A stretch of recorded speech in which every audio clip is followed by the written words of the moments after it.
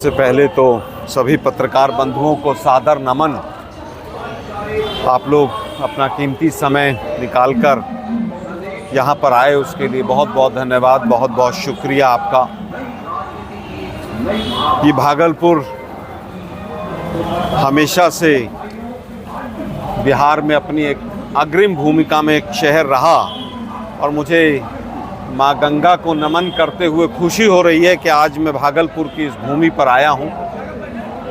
इस भूमि में यहाँ पर जिस तरह से बुद्धनाथ भगवान का शिव मंदिर है और साथ के साथ यहाँ पर बुरहान बाबा की दरगाह भी है, हम सभी यहाँ के जितने भी देवी देवता हैं माँ गंगा समेत सभी को सर झुकाकर नमन करते हैं। यहाँ से आज तक जितने स्वतंत्रता सेनानी रहे हों, यहाँ पर जितने भी आज तक हमारे वीर सपूत जिन्होंने देश के लिए बलिदान दिया हो, कांग्रेस पार्टी सभी को उनको नमन करती है। जैसा कि आप लोग मुझसे बेहतर जानते हैं कि ये भागलपुर शहर टस्सर सिल्क के लिए, बुनकरों के लिए जाना जाता रहा है। जिन भी लोगों ने यहाँ पर अपनी छाप छोड़ी बुनकर के काम में और सिल्क उद्योग को बढ़ाने में, हम सबको उनको भी नमन करते हैं। जिस तरह से यहाँ पर ये आम के लिए फेमस था कि जर्दालू आम यहाँ से विदेशों तक एक्सपोर्ट होता था, और आज ये जो दो मुख्य काम थे, आम के लिए भी जानी जाती थी ये नगरी और सिल्क के लिए भी जानी जाती थी, आज दोनों का ही बदहाल यहाँ पर स्वरूप पिछले 20 साल की नीतीश और भाजपा की सरकार ने कर दिया है। ये किसी से छुपा हुआ नहीं। कांग्रेस की सरकार ने यहाँ पर, चाहे वो तिलक मांझी जी जो अंग्रेज़ों से लड़ते हुए शहीद हुए, फांसी तक चले गए, उनके नाम पर हमने यूनिवर्सिटी बनाई। आज उस यूनिवर्सिटी की जो हालत है वो भी आप पत्रकार बंधुओं से कोई चीज़ छुपी हुई नहीं। जिस तरह से विक्रमशिला यूनिवर्सिटी के लिए जीर्णोद्धार की बात इस यूनिवर्सिटी ने और मोदी जी ने बार बार कही, और आज तक कोई भी काम जो मोदी जी ने यहाँ पर इस शहर के लिए वादा किया वो कोई पूरा नहीं हुआ। आज मैं तमाम आंकड़ों पर जा रहा था कि किस तरह से स्मार्ट सिटी भागलपुर बनाने की बात रही, और स्मार्ट सिटी तो छोड़िए, पता ही नहीं है कि किस तरह से मॉडर्नाइजेशन ऑफ स्कूल्स की जो रिपोर्ट हमारे सामने आई उसमें आया कि 100% मॉडर्नाइजेशन स्कूल्स का हुआ। आज तक पता ही नहीं है कि ये कौन से स्कूल का 100% मॉडर्नाइजेशन करने का काम इन्होंने कहाँ पर किया। तमाम रिपोर्ट्स आई, उसके अंदर है कि हमने यहाँ पर स्मार्ट रोड का नेटवर्क बनाने का काम किया, जबकि आप कहीं भी चले जाइए भागलपुर में चारों तरफ जिस तरह से रोड के ऊपर जाम लगा मिलेगा वो किसी से छुपा हुआ नहीं। स्मार्ट टॉयलेट की बात जिस तरह से की गई, स्मार्ट टॉयलेट कहाँ पर हैं, तमाम भागलपुर के शहर के लोग ही पूछ रहे हैं कि भाई कहाँ पर ये स्मार्ट टॉयलेट हैं, हमें तो पता नहीं चल रहे हैं। शहर के अंदर माँ गंगा बिल्कुल नज़दीक से रहती हैं, बरसात में बाढ़ तक आ जाती है शहर के चारों तरफ गांव ग्रामीण इलाके में, लेकिन गर्मियों में उस पानी को स्टोर करके और किस तरह से उस पानी को, जल को पीने योग्य बनाकर लोगों तक पहुंचाया जाए, ये सरकार 20 साल में इसका भी प्रबंध नहीं कर पाई। तो भागलपुर की जो मूल पहचान थी वो पूरी तरह से पहचान कहीं ना कहीं जर्जर हो जाती है। अभी हमने आम की बात की, जर्दालू आम जो था वो विदेशों तक जाता था, प्रधानमंत्री जी और राष्ट्रपति भवन तक वो आम जाता रहा, लेकिन दुर्भाग्य है कि उसी आम के जो तमाम बगीचे हैं वो कौड़ियों के भाव में किस तरह से अडानी को दे दिए गए, और वहाँ पर उस भूमि को बंजर भूमि के नाम पर कहा गया कि वो भूमि बंजर है, और टॉफ़ी के रेट में 1 रुपये में वो भूमि जो है अडानी को दे दी गई। पूरा प्रदेश किस तरह से आज भ्रष्टाचार में डूबा हुआ है, ये किसी से छुपा हुआ नहीं। 71,000 करोड़ का सीएजी कह रही है कि हमें पता ही नहीं है कि यूटिलाइजेशन सर्टिफिकेट कहाँ चला गया। 22,000 करोड़ रुपया जो किसी एक मद में खर्च होना था उसको डाइवर्ट कर दिया गया। हालत ये है कि चाहे वो तमाम मंत्री रहे हों, चाहे बीजेपी के पदाधिकारी रहे हों, चाहे जदयू के पदाधिकारी रहे हों, सैकड़ों करोड़ की ज़मीन खरीदने के उनके ऊपर बड़े बड़े आरोप लगे। आपके प्रदेश के उप मुख्यमंत्री के डिग्रियों का ही नहीं पता है कौन सी कहाँ चली गई, वो कब डिलीट कर गए, कब कहाँ से कौन सी यूनिवर्सिटी की। मतलब ये तो लगता है कि यहाँ पर कॉमन फेनोमेना है कि सभी के सर्टिफिकेट्स के ऊपर तमाम सवाल हैं। हमारे विरोधी पक्ष के जो कैंडिडेट हैं पांडे साहब, उनकी भी तमाम डिग्रियों के ऊपर उन्होंने कब उनके दो एफिडेविट 2 वर्ष हमारे सामने यहाँ पर मिलते हैं। मतलब किस तरह के बीजेपी सुशासन की और किस तरह की शिक्षा की बात करेगी जब उनके तमाम अपने जो कैंडिडेट्स हैं उनकी शिक्षा, उनके सर्टिफिकेट्स के ऊपर ही कितने तमाम बड़े बड़े सवाल खड़े हुए हैं। उसका कारण सीधा सीधा यह है कि जब देश में एंटायर पॉलिटिकल साइंस के देश के प्रधानमंत्री हों, जो स्वयं 11 साल से अपनी डिग्रियों को ही छुपाते घूम रहे हों, वो बिहार के कैंडिडेट्स की डिग्रियों की जांच कैसे करेंगे, उसमें हम सच्चाई कैसे ढूंढ पाएंगे। लेकिन इससे भी ज़्यादा बड़ा दुर्भाग्य ये है कि तमाम खुलासों के बाद, तमाम कंप्लेंट्स के बाद इलेक्शन कमीशन जो आज बीजेपी का पिट्ठू बनकर काम कर रहा है, वो कोई एक्शन नहीं लेता है।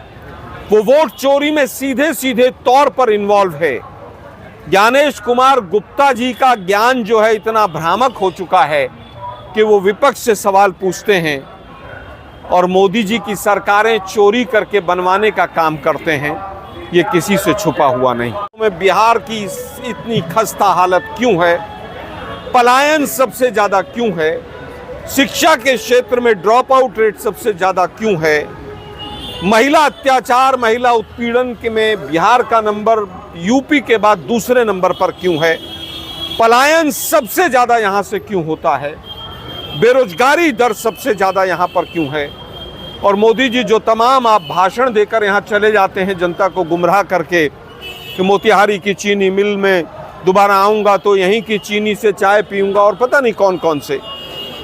अमित शाह जी, आपको मर्डर जैसी घटना, ऐसा लगता है कि छोटी मोटी घटनाएं ऐसी होती रहती हैं। हमारे सीधे सवाल हैं जिनका जवाब बिहार की जनता भी चाहती है। अब हम चुनाव के बिल्कुल एक किनारे पर खड़े हैं। कल चुनाव का प्रचार समाप्त हो जाएगा। इस बार बीजेपी का हिंदू मुस्लिम का कार्ड नहीं चल पाया। जनता समझ गई कि जुमलेबाज सरकार है। आज भी वो तमाम उन मुद्दों को उठा रहे हैं, और चाहे राम मंदिर हो, सुप्रीम कोर्ट के माध्यम से बना, धारा 370 अभी तक नहीं हटी। आपने जो 2 बदलाव किए उनको आपने वापस ले लिया। आज आप बिहार की बात क्यों नहीं कर रहे हैं? चीन घुसकर बैठा है, ट्रंप आपके शायद कनपट्टी पर कट्टा लगाकर डरा रहा है। आप ट्रंप कट्टा नहीं बोल पा रहे हैं मोदी जी। क्या इलेक्शन कमीशन की भी कनपट्टी पर कट्टा लगाकर आप एसआईआर करवाते हैं? ये सीधे सीधे सवाल हैं। बिहार के लिए 20 साल में आपने क्या किया? 11 साल में पटना यूनिवर्सिटी को सेंट्रल यूनिवर्सिटी का दर्जा क्यों नहीं मिला? ये तमाम सवाल हैं जो जनता पूछ रही है और कांग्रेस पूछ रही है। मैं कांग्रेस का राष्ट्रीय प्रवक्ता होने के नाते मीडिया के साथियों के माध्यम से कहना चाहूँगा कि आप लोकतंत्र के चौथे स्तंभ हैं, और वास्तव में रीजनल जो पत्रकार हैं वो आज भी पत्रकार हैं। कुछ तो पत्रकार भूतपूर्व पत्रकार हो गए, वो नोएडा से ऑपरेट करते हैं, पूरा एजेंडा चलाते हैं, जनता के सवालों को नहीं उठाते हैं। जनता से सवाल, जनता के जो सरकार से पूछने चाहिए वो विपक्ष से पूछते हैं। फिर भी मैं आप लोगों को सैल्यूट करता हूं कि आप लोग पत्रकारिता को जिंदा रखे हुए हैं।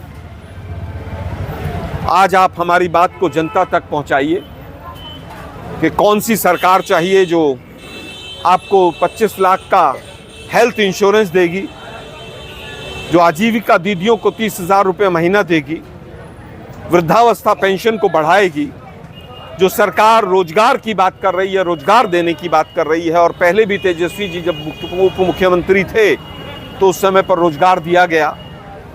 वो सरकार चाहिए या जुमलों की सरकार चाहिए कि 2 करोड़ रोजगार देंगे? कुछ ना कुछ वोट बढ़ा है। पिछली बार कम वोट परसेंटेज था क्योंकि कोरोना का इम्पैक्ट था। अलग अलग एनालिसिस हैं, लेकिन जो सर्वमान्य एनालिसिस आ रहा है निकलकर वो ये आ रहा है कि जब भी ज़्यादा वोट परसेंटेज होता है, एंटी इनकम्बेंसी होती है और सरकार के खिलाफ वो वोट जाता है। ये ज़्यादातर रणनीतिकार मान रहे हैं, हम भी यही मान रहे हैं कि इस बार ये सरकार गई।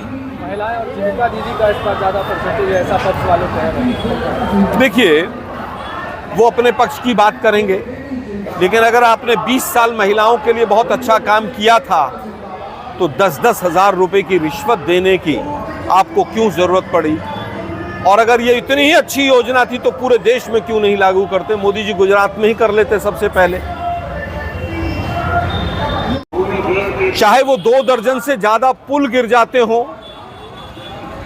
भ्रष्टाचार यहां पर चरम पर है। सुल्तानगंज के पुल का आपको पता ही है कि क्या हुआ है। 2-2 बार गिर जाता है वो पुल और ज्यादातर समय बीजेपी का ही मंत्री इस विभाग के ऊपर कार्यरत रहता है।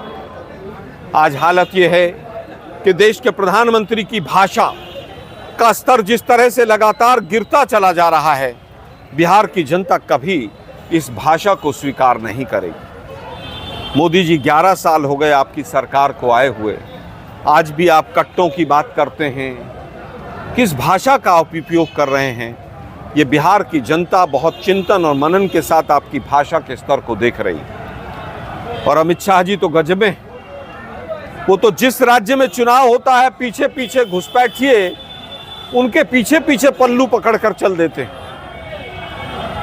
आप बताइए, झारखंड में जब चुनाव था तो सारे घुसपैठिए झारखंड में थे। जब उसके बाद वो दिल्ली में चुनाव शिफ्ट हो गया तो सारे के सारे घुसपैठिए दिल्ली चले गए थे। जब वो चुनाव बिहार में आया तो किस तरह से बिहार को बदनाम करने के लिए कि यहाँ पर घुसपैठिए आ गए हैं, SIR के माध्यम से हम घुसपैठियों को निकालेंगे। और आखिर में क्या हुआ कि 700-800 विदेशियों की बात कहकर, जो कि इलेक्शन कमीशन हिम्मत नहीं कर पा रहा है कहने की, आप घुसपैठिए वाले मुद्दे से भी पीछे हट गए। आज हालत ये है कि चाहे वो कृषि की मंडियां हो, यहाँ का मक्का, यहाँ का गेहूं पंजाब और हरियाणा में जाकर बिकता है क्योंकि आप MSP नहीं दिलवा पाते हैं यहाँ पर। यहाँ का केला, उसको उचित दाम नहीं मिल पाता है। यहाँ के उद्योग बंद हो रहे हैं। देखिए, हम भी चाहते थे कि फ्रेंडली फाइट जैसी चीज ना हो, लेकिन जिस तरह से NDA में लगभग 3 दर्जन बागी खड़े हुए हैं, लगभग 3 दर्जन बागी खड़े हुए हैं वहां पर। हम नहीं चाहते थे कि बागी खड़े हों, तो कुछ सीटों पर फ्रेंडली फाइट का हमने रास्ता चुना।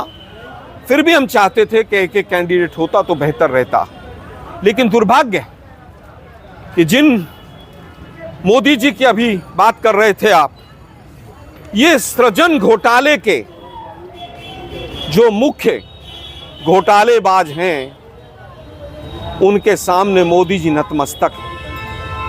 देश के प्रधानमंत्री का स्तर लेवल ये हो गया है कि जो सृजन घोटाले के ऊपर सवाल मोदी जी उठाते थे और DNA पूछते थे नीतीश बाबू का 2015 में,